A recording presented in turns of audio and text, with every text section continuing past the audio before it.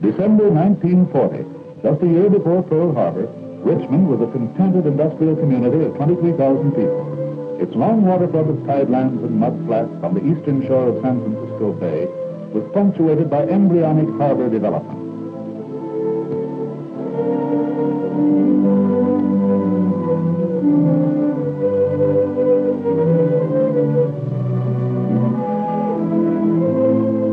The tempo of Richmond was that of any simple and conservative American town.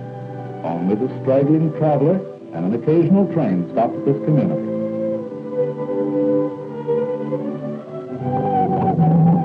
Then it happened. A banner headline roused the entire area. That was December 20th, 1940. Almost immediately, engineers were at work. Construction of a 7-way shipyard in the rainiest season in Richmond history started simultaneously. Men worked through 53 consecutive days of steady downpour. On they toiled, never stopping. All were caught in the mad rush to erect the original Richmond Shipyards. Europe was plunged in war. There was to be a plant to deliver 30 sorely needed 10,000-ton cargo ships to Great Britain in 15 months. A production schedule unprecedented in the annals of shipbuilding. The coming of the shipyard here was of momentous importance, but few realized the magnitude of events to follow.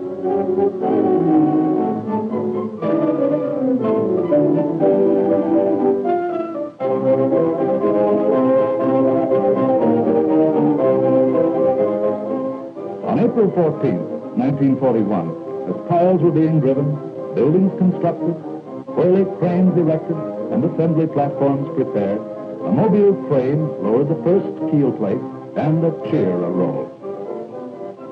But more was to come. Hardly was that keel in place when a sister yard of 6 ways was ordered. This one to construct American Liberty ships for the expanding program of the United States Maritime Commission. 56,000 piles were driven. 5.25 million cubic yards of earth were moved to make from another stretch of Richmond's mud flats, Yard 2. Certainly its builders hardly anticipated that Yards 1 and 2, and the others to come, would deliver 747 ships in the next 4 years. As Yard 2 prepared for its initial keel laying, back at Yard 1, Henry Kaiser spoke. The ship was released, and Mrs. Emory Land, wife of the brilliant chairman of the United States Maritime Commission, christened Richmond's firstborn the Ocean Vanguard, which slipped into San Francisco Bay on August 16, 1941. At Yard 2, steel was passing through the new plate shop and being fashioned on assembly platforms into double-bottom units. Even while this was going on, whirly cranes had arrived and were being erected. Yes, ships and yards grew together. Beyond the assembly table, the slanting platform which was to become the launching ways was ready for the first keel on September 17, 1941. Within a few hours, the keel-length ribbon of steel was expanding into a full-bottom shell as staging arose alongside. On December 31st, this keel, now Richmond's first American Liberty hull, was ready for launching. With elaborate preparation and much fanfare, she was christened the James Otis and slid into the bay in the record time of 105 days on the wave. The atrocity of Pearl Harbor had occurred but a few weeks before, and ships and more ships were the number one need of the day. As the outfitting of the James Otis commenced, the entire tempo of shipbuilding was accelerated to fit the requirements of a country at war. By this time, the sinking of American shipping had reached alarming proportions. More shipyards and more ships were the Allies' prime need. On January 9, 1942, Kaiser Company contracted to level Richmond Point Potrero, a long, hilly promontory, there to build the world's most modern shipyard, and in it, C-4 troop ships. The hill was cut through to permit work in both directions. Over 4 million tons of earth and rock were leveled to expand the site. Beyond the point, a cofferdam was constructed, behind which 5 basins, or graving docks, would be blasted from solid rock below the level of the bay. The hill was flattened and spread over the landscape to provide storage and parking areas. As soon as the sites were leveled, engineers laid out lines and drillers commenced the excavation of the 5 basins even before all the rocky crags of Point Potrero had been removed.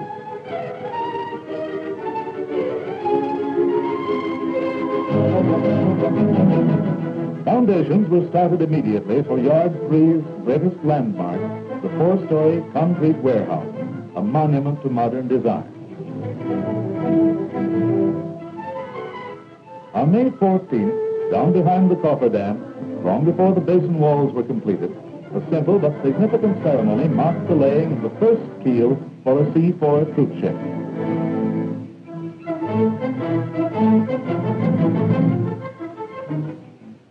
Almost immediately, at the challenge of the Maritime Commission, a 4th yard was announced.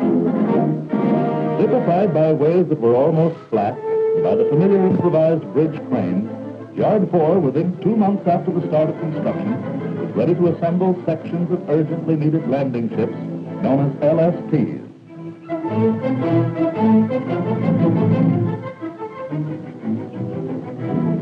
In the meantime, Yard 3 was coming of age. Hull number 1 awaited launching. On November 25th, 1942, Basin 3 received her first baptism of day water. Kay Kaiser acted as master of ceremonies and conducted his famous dance, while the sponsor, Miss Anne Somerville, daughter of General Braham Somerville, swung the traditional champagne bottle.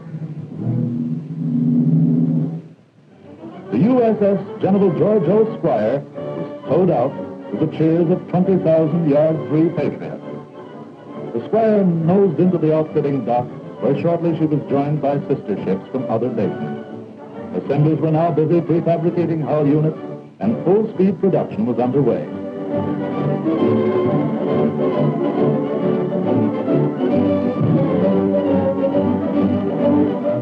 C-4s were looming above the rims of the basin. A career of spectacular production had started. By this time, Yard 2 had expanded to 12 ways, as Yard 1 completed its last British ship.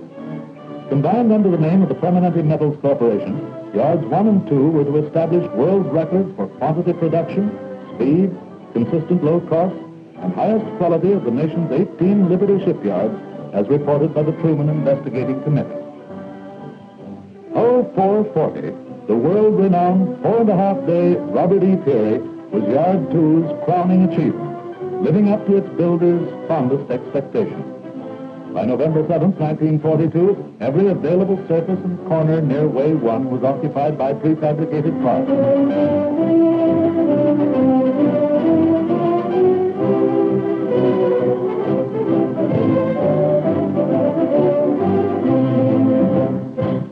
Huge units, such as the engine, were completely pre-assembled. Shaft alleys, bulkheads, and inner bottoms were combined into one complete lift. For the first time, the after peak and stern casting were one. Each section was ready, Shores and staging were in place when the keel unit was laid on November 8, 1942. At 12:01 a.m., a thunderbolt of activity was released.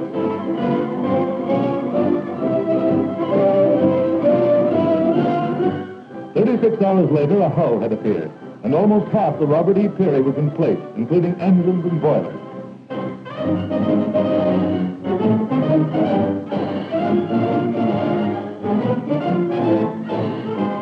The first piece of main deck went aboard with the fantail unit inside of 48 hours. Massive forecastle, complete even to the ship's name, moved to Way 1. The main deck went aboard, 5 entirely complete sections, each with its own hatch framework.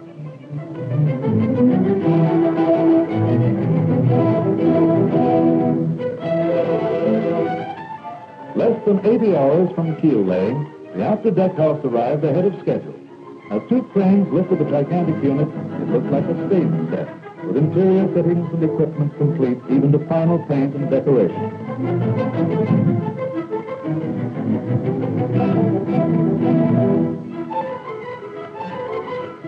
On the morning of the 4th day, the launching anchors were hauled aboard, and hull 440 was made ready for her maiden splash into the bay. Work continued until the very last moment, but the results were well worth the pressure and strain.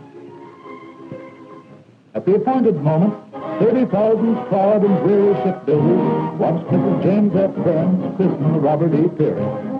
When hull 440 slid triumphantly down the waves, a cheer went up that echoed round the world, a tribute to the determined men and women who had accomplished the amazing feat of launching a 92% completed ship in 4 days, 15 hours, and 27 minutes, an all-time record. Before her bow had hit the water, another keel was lowered, for not a minute could be lost in maintaining Richmond's production rate. Less than 3 days later, the Peary was delivered and departed, hopeful but not fully realizing that she was destined for a long and spectacular war career. Then followed launchings in numbers that were veritably epidemic. At any time the tide dictated, day or night, rain or shine, ships quietly slipped into San Francisco Bay, faster and faster. By the fall of 1943, more than 1 ship a day left Richmond, the most colossal shipbuilding spectacle the world had ever witnessed. Early in 1944, Yard 1 had completed its Liberty contract and had started launching the Maritime Commission's new Victory ship, a larger, sleeker, faster, and more powerful vessel. On July 1st, a small replica of the Statue of Liberty was unveiled, marking the launching of Permanente's 519th and the Pacific Coast's last Liberty ship. Richmond had produced 23% of the nation's total Liberty output of 3 years. Immediately, Yard 2 filled adjacent mud flats, there to construct the Victory Yard. With its facilities were completed in 1944 to make Richmond Shipyards the world's largest, covering 880 acres and 4.5 miles of waterfront.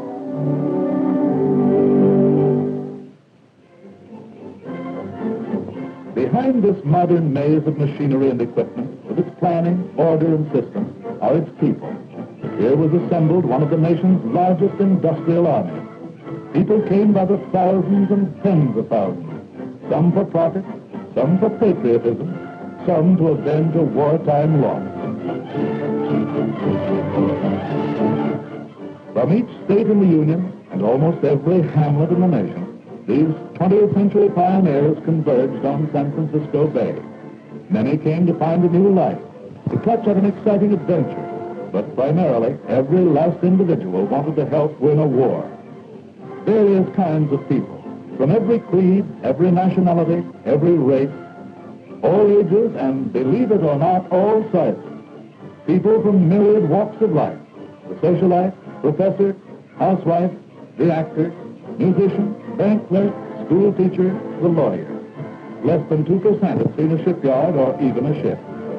In 2 years' time, the original payroll of 4,000 at Yard 1 had skyrocketed to 93,000 in the combined Richmond yards.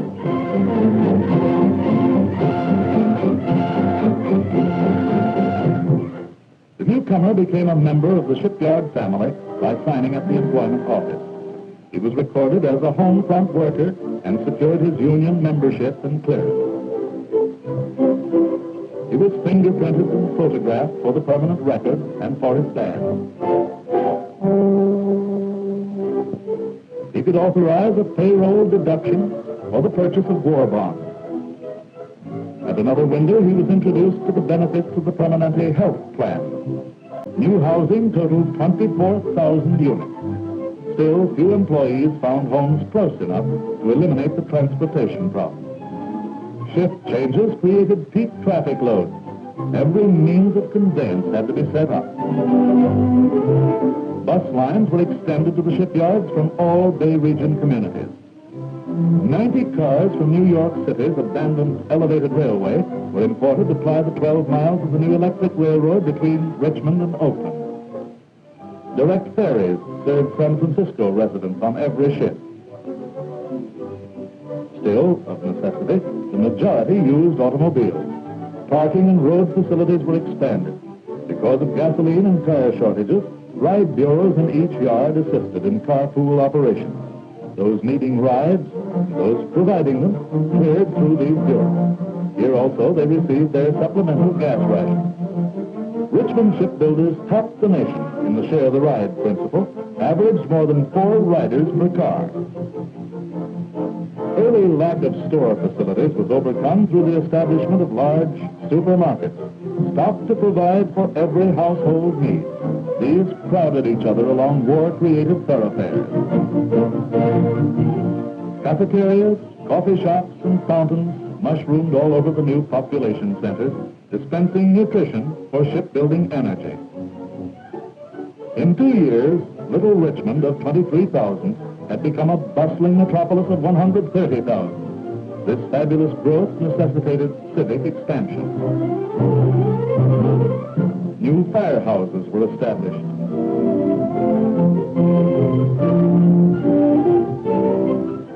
Well-trained plant protection staffs guarded shipyard lives and property.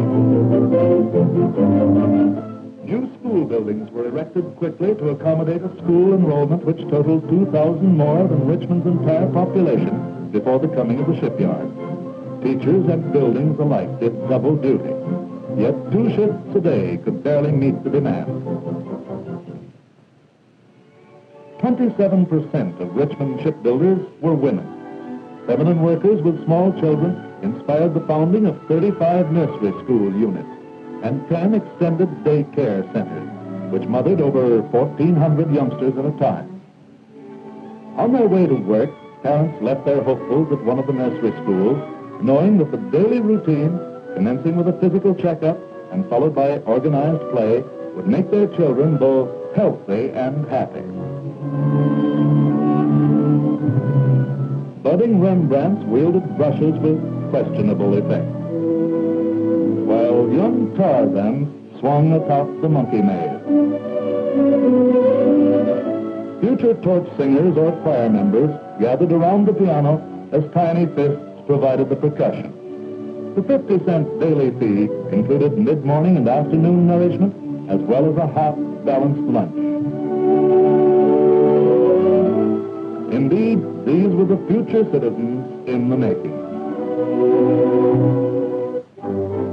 With our new employees established in the community and listed on the payroll, they were assigned to a suitable craft and entered an induction program.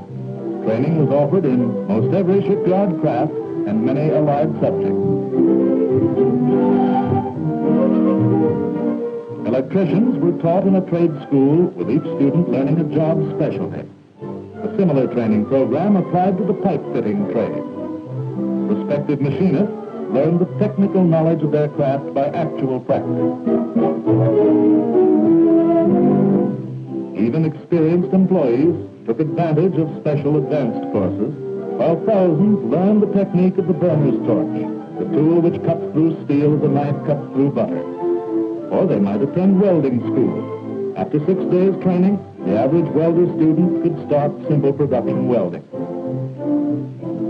Job simplification and the training of 500,000 persons, most of whom had no previous industrial experience, were without doubt the most incredible achievement of the entire shipbuilding program. Each learned to do his special task skillfully, and the combined results turned out ships faster than any generation had imagined possible.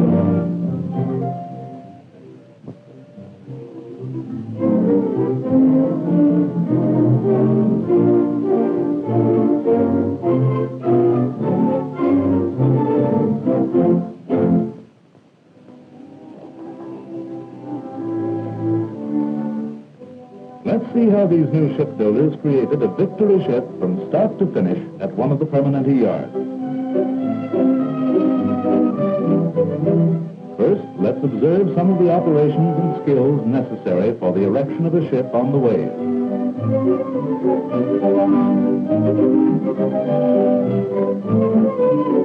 The creation of a ship has its beginning in the brain of the marine architect.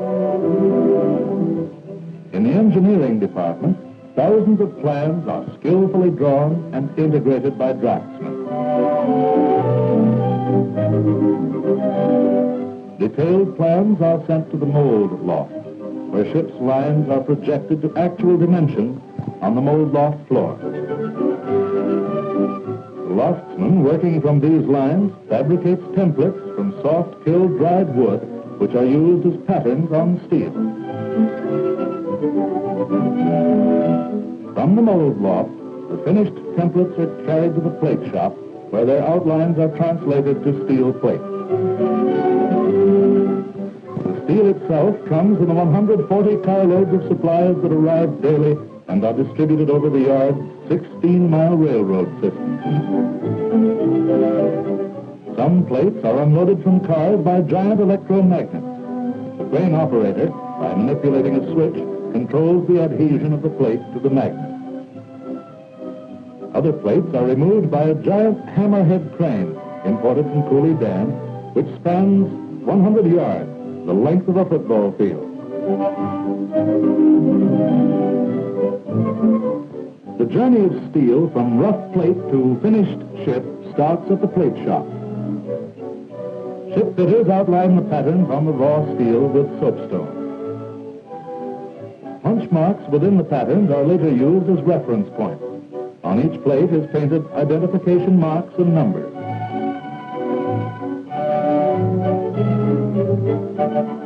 Automatic burning machines carry the cutting torch along these designated lines. Larger machines use a number of torches in making parallel or bevel cuts in a single operation. An interesting mechanism is the multiple burner created at Yard 2. A giant pantograph with 10 burning nozzles is operated by one person who guides it around the form to be duplicated in steel, burning 10 shapes in a single operation.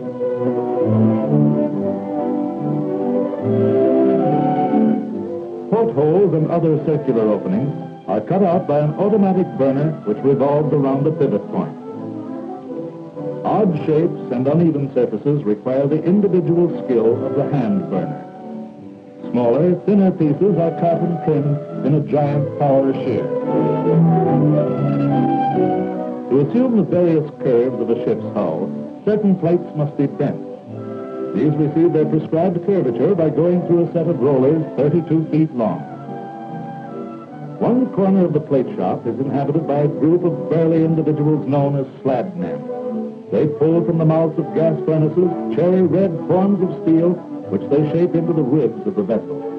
As they guide pneumatic rams and swing 20-pound sledgehammers, their brawn and sweat combine with heat and metal to fashion the interesting framework which makes the graceful contour of a hull.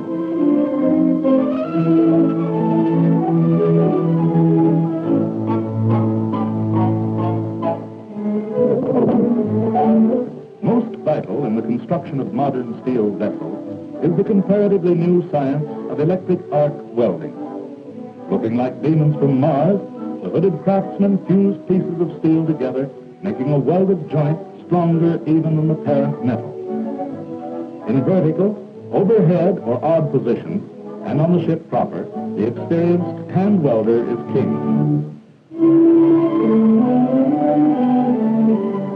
His tool is a stinger which holds the welding rod. He views the blinding arc through a dense glass window in his hood, maneuvering a continuous arc which melts the rod and fuses all touching metals.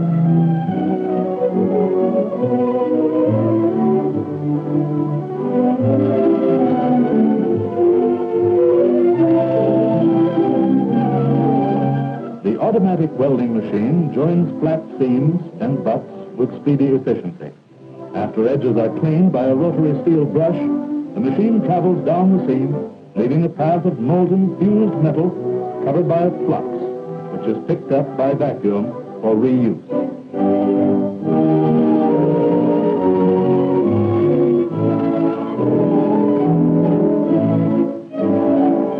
While many holes are punched automatically, drilling crews must precede the riveters. Although modern ships, for the most part, are welded, rivets connect certain members, and crews of riveters still ply their noisy trade to join these parts together.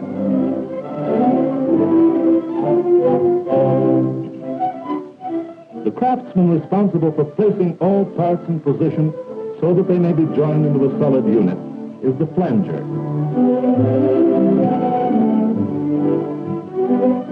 He uses a variety of traditional tools to bring members into exact position and is identified by his ever-present hammer.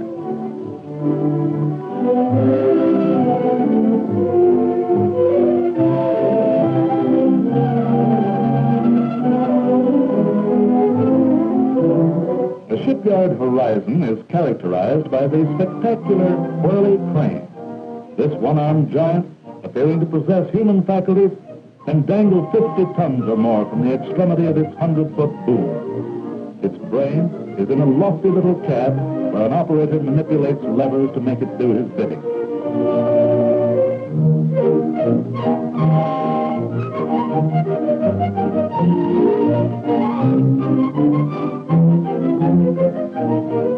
The crane operator responds to hand signals of the riggers on the ground. Then there's that weird and wonderful creature out of a fantasy world, the heister, actually one of the most valuable creations developed for transporting material.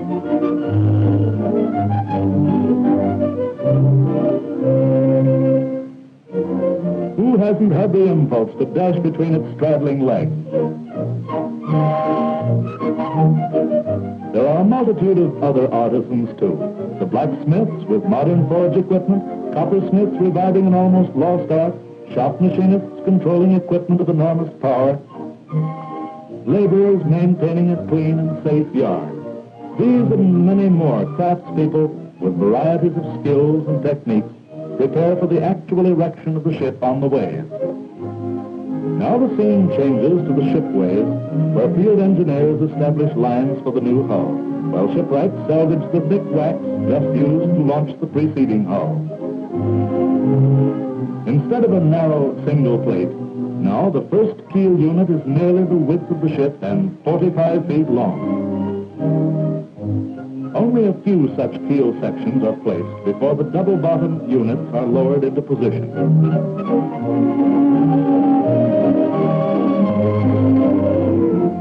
These units are fabricated upside down in the double-bottom plant, where cranes lower the various cell walls into jigs, which hold them in position while they're tack welded. Then they're lifted, still inverted, to tables where welding is completed and piping installed. When finished, the riggers take over, turn it right side up, carefully guide it to a trailer where it's piled with other sections and sped off to its place alongside sister units. Welders work inside these cells, completing 7.5 miles of welding that fuses them into a rigid honeycomb of steel.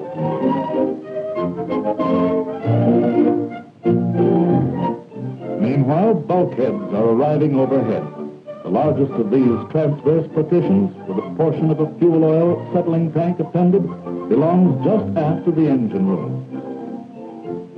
With double bottoms and bulkheads in place, the side shell is moved in to form the vertical outside wall, and gradually the ship is becoming enclosed.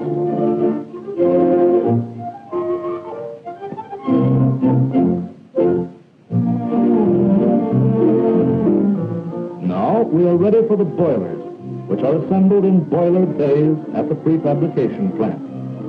These are received from the manufacturers knocked down, are put together, tested under steam pressure, given a primer coat of paint, then jacked up and hauled away to their permanent home in the bottom of the hull.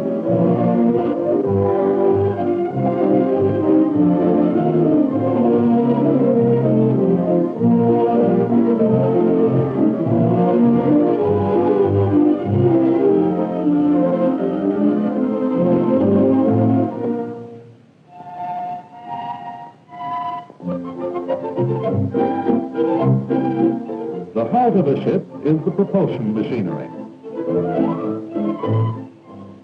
On arrival, gears are disassembled and parts cleaned, checked, and polished to assure perfection of performance.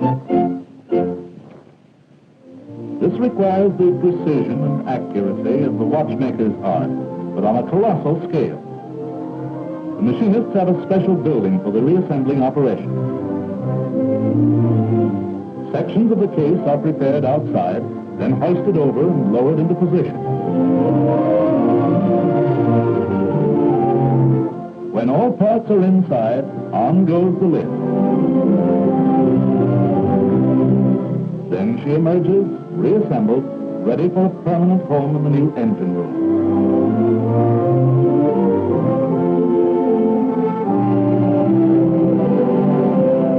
The turbine itself and other elements of the propulsion and engine room equipment follow into place.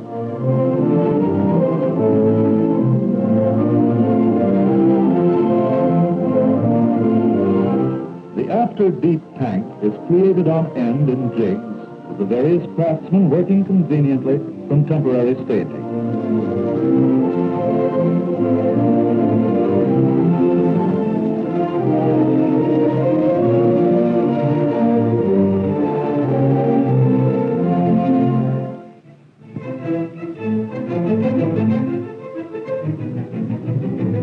This section, when lowered to position just forward of the stern, stretches from the flat keel to the second deck. The after peak is a union of steel and stern casting which will carry the propeller and rudder. The casting itself is a fusion of 4 matching pieces which are joined by an ingenious method called thermit welding. A form is prepared around the ends to be joined to act as a funnel. Hoppers of thermite are placed over the form, which is touched off by a red-hot rod. In 30 seconds, the contents are a 7,000 degrees molten mass. When released into the joint, the casting ends are fused into a solid unit. At night, the process outsparkles the 4th of July.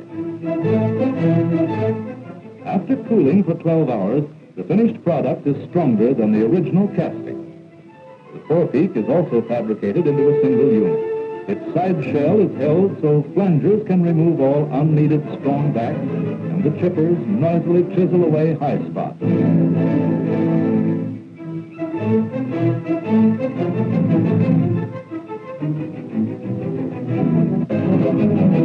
This piece of reinforced shell, now smooth and clean, will become a wall of the forepeak under a special jig. Behind that maze of staging is a completed forepeak, 86 tons of honeycomb steel.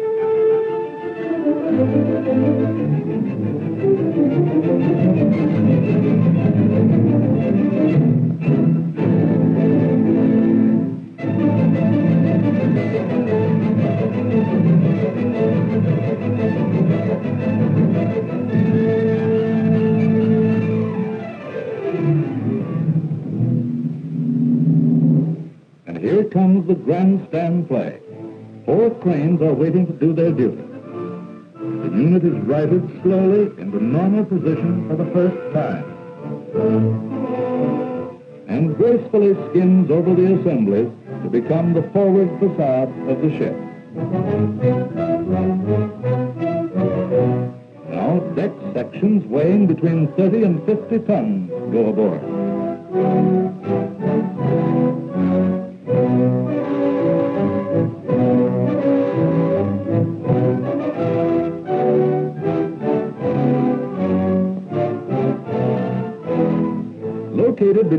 Yards 1 and 2 is the prefabrication plant, history-making in the field of mass production.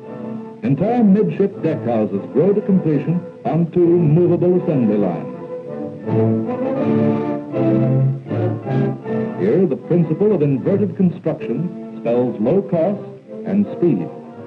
At the feed end of these assembly lines, decks are laid out upside down so that welding may be carried on in the easier downhand position.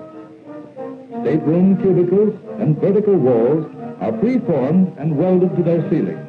Then, by the use of special rigging devices and overhead cranes, they are turned right side up, carried to the roller assembly line, and placed on decks that have gone before them in like manner.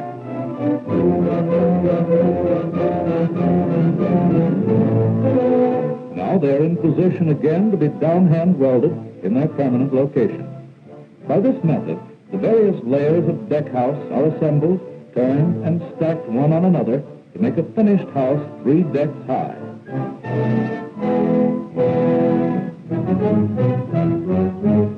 As the whole unit moves down the assembly line, piping, plumbing, wiring, galley equipment, and even some furnishings are installed.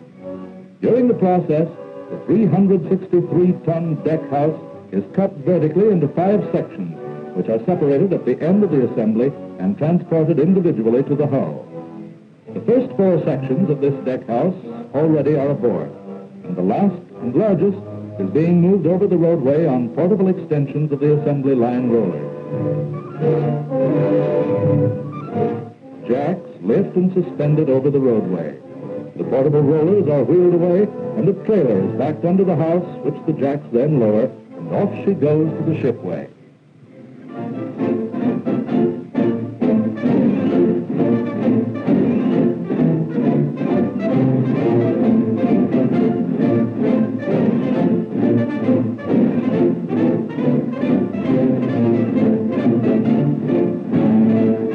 During peak Liberty ship production, Prefab delivered 1 complete deck house a day, with 10 at a time constantly moving down the assembly line.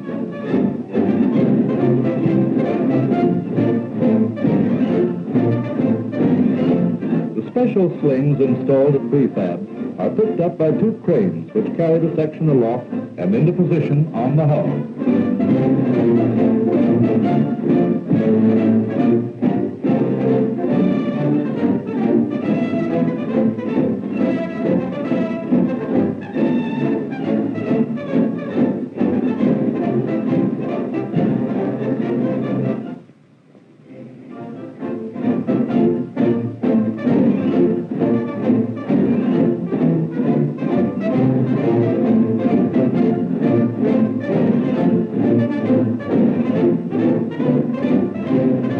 But 2 hours have passed since the first deck house unit went aboard. Now only the welding of the seams, the coupling of pipes, and splicing of electric wires at the 3 joints are needed to put the entire midship deck house in working order.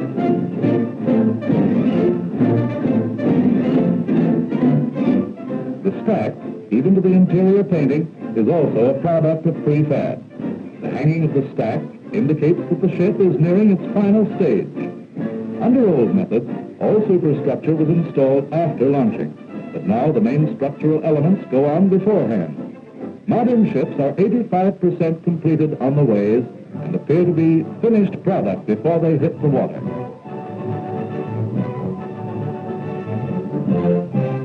Long steel tubes are transformed into masts in a handy horizontal position.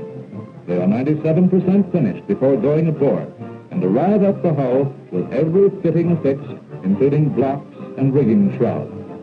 Deftly, they are dropped into close-fitting apertures in the mast house and are anchored firmly to the deck below. They are then ready for final rigging and the connecting of lines to the deck machinery.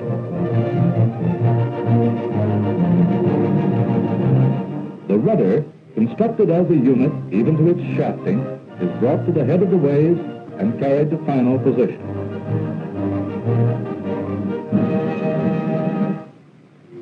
One of the last and most important ship parts to be mounted before launching is the propeller, which must go to the machine shop for fitting. The various sections of the propeller shaft must be cleaned and made ready for assembly while each of the 12 bearings is seated precisely in a transit installation.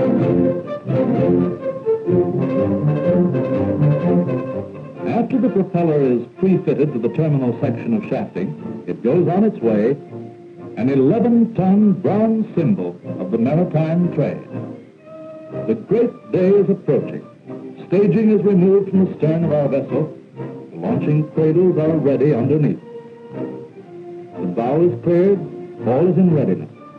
The hour is here, and the yard official conducts a brief ceremony while music lightens the occasion. Pictures are taken, while the traditional flowers are presented to the sponsor and her party. A clergyman invokes a blessing on the ship and her crew. Down under, the shipwrights drive out final supports. The ship is now resting entirely on the sliding ways. Painters touch up the spots where the supports have been. The trigger mechanism, which alone holds the ship, is cleared. The cable from the launching platform is attached, and the last safety pin is pulled. All is ready. I christen thee SS. The throttle is smashed. The trigger is pulled. The releasing mechanism drops. Down the waves slides 4,200 tons of victory speed.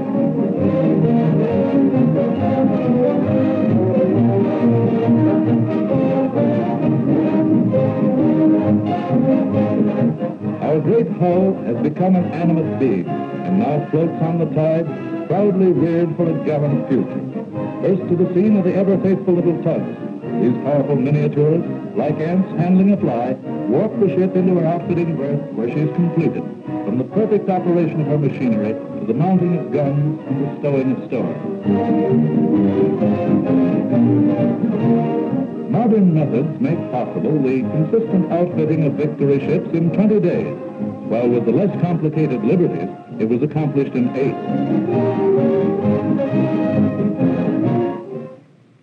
Electricians finish pulling the ship's 58,000 feet of electric cable and make terminal connections. Sheet metal workers run ducts and enclose raceways. Joiners install bunks and furnishings. And the engine room is alive with welders, pipe fitters, and machinists completing mechanical installations.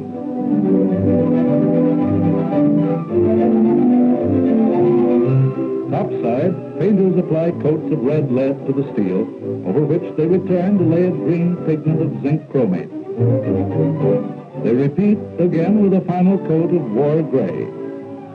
The name on the hull is obliterated, for during wartime she is only a number. Equipment and supplies are swung aboard and secured in place. Anchor chain is hoisted by the newly operating anchor windlass. Up through the hose pipe for the first time, it drops in the ship's chain locker. She's about ready. Steam is up and the machinery is given a thorough test during a 3-hour dock trial. The blue dawn of the next day finds our vessel being prepared for her first sea run. As the sun breaks over the busy yard, she is headed oceanward. First, she stops to drop anchors and haul them in for the rigid anchor windlass test.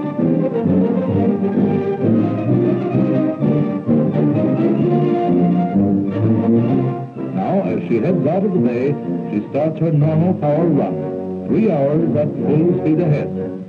Cutting the water like the veteran we see returning from the battlefront, she reminds her crew of the crying need for her services. As we pass under the Golden Gate Bridge, our code flags give us Navy clearance. Once again, a deeply loaded Liberty recalls our important mission, shortly to be emphasized by the pacing of a submarine war-bound. Our helmsman is steering a test course. Although a binnacle is in front of him, he uses the precision accuracy of the gyro compass and heads for blue water.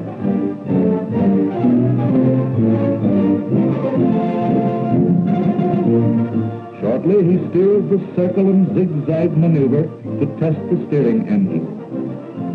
Below decks, in the shaft alley, The drive shaft and bearings are watched intently as the revolutions are recorded. Operation of all machinery and parts is examined. The boiler functioning is tallied, and the instrument boards are studied by company and maritime inspectors. At the completion of the power run at full speed ahead, plus an overload run, the engine room crew stands by for the signal for full speed astern, or the crash stop test. The turbine is reversed, and she vibrates under her most crucial trial as she comes to a stop. Up forward, red boxes are thrown overboard on signal from the bridge and are clocked as they pass the stern to record rapidity and distance needed for stopping. After a 30-minute run astern, another crash stop is made, this time to full speed ahead. The ocean fairly boils as the propeller bites in with its 6,000 horsepower to reverse the direction of the ship. At the completion of these rigorous maneuvers, she heads for home. The trial board now retires to calculate her sturdiness and efficiency. At the Golden Gate, her identification is announced by the blinker. Her whistle sounds a joyful blast, and the traditional boom, signifying a clean sweep, rises atop the mast to declare to the world that Our Lady has been graduated with honors.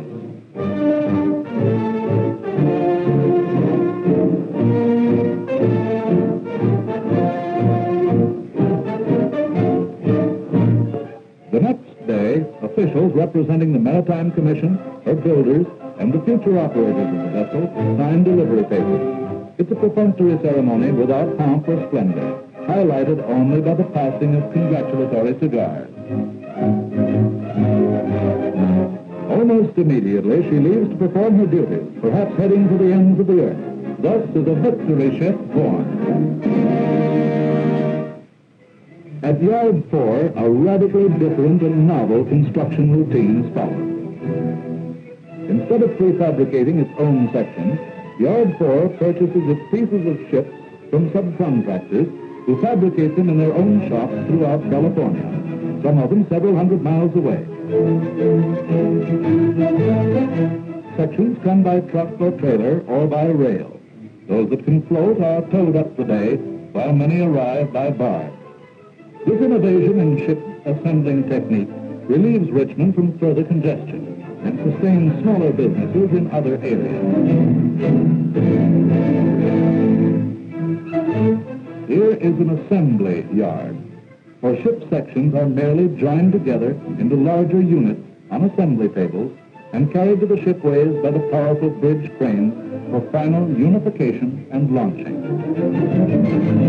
Even the launchings at Yard 4 are different. The launching skids curve abruptly down into the water. The ship must pivot on a rocker cradle as it rides over the hump, at first raising the bow high before splashing into the water.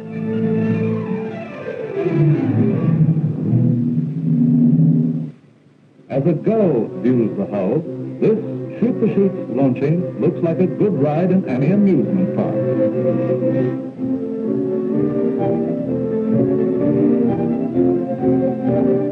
Yard 4's outfitting and trial procedure is similar to that of the Victory ship.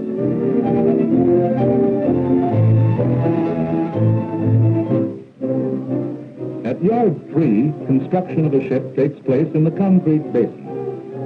Erecting a hull on a level is far simpler than on a slanting way, where angles of declivity must be reckoned. Many massive creations in steel, like the forepeak, are built in the assembly area away from the basin. Not the least of these is the 40-foot-high afterpeak.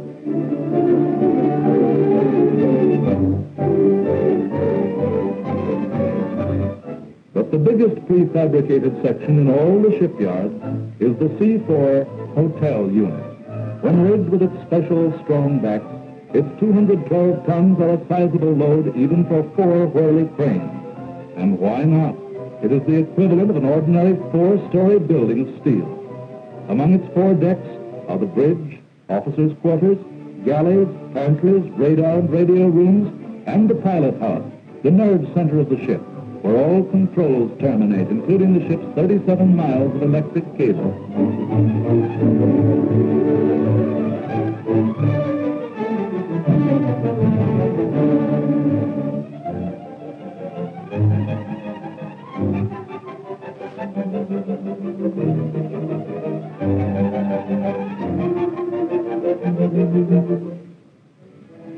propeller and rudder go on, she's about ready to be floated.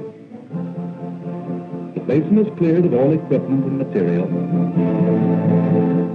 Staging around the bow is removed, revealing the breadth of her 72-foot beam, the grace of her shapely lines, and the peak of her prow 62 feet above. 2 hours after the ports are open, she floats level with the bay outside. With the end gate removed, she's ready to be towed out. But wait, here's something different in christening procedure. Sponsor and party take to the air to toast King Neptune again with champagne.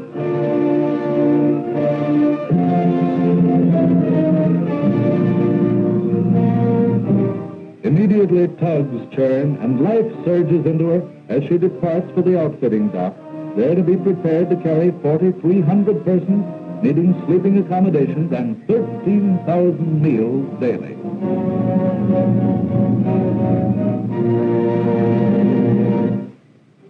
When the Navy takes a ship, like a C-4 transport, a commissioning ceremony is conducted.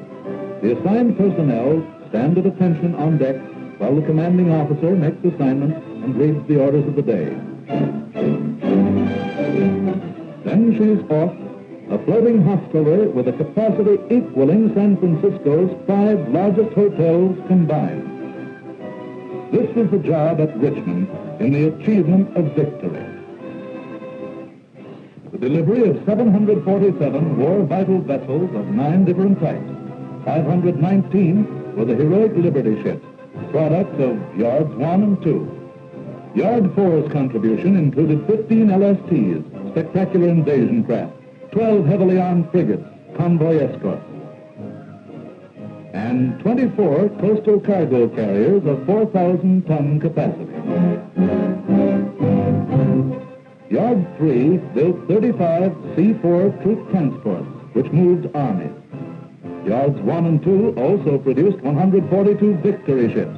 22 of these were 8,500 horsepower Victories loaded for combat, carrying 2,000 men, 26 landing craft, and full equipment for assault. 120 were fast cargo carriers, a grand total of 747 ships in 4 years. Ships which carried America to victory.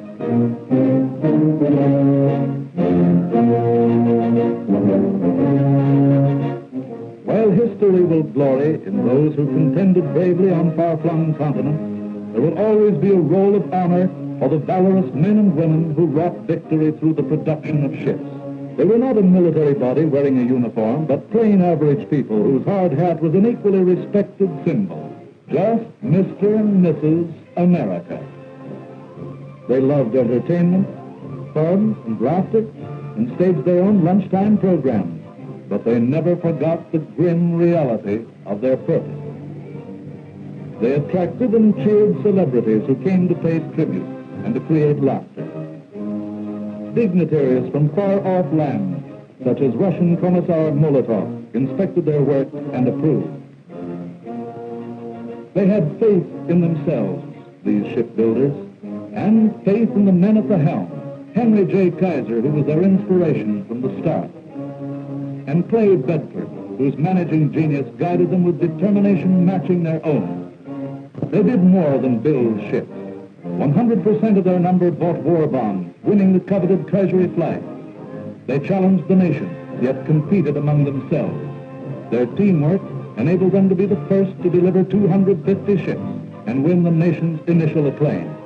Also the familiar N insignia, to which was added star upon star, until it became the highest award of the Maritime Commission, the Golden Reef Eagle Pennant. Instead of medals pinned on their chests, the badge over their hearts reflected the symbols of merit they earned, and which flew with the stars and stripes above their battleground.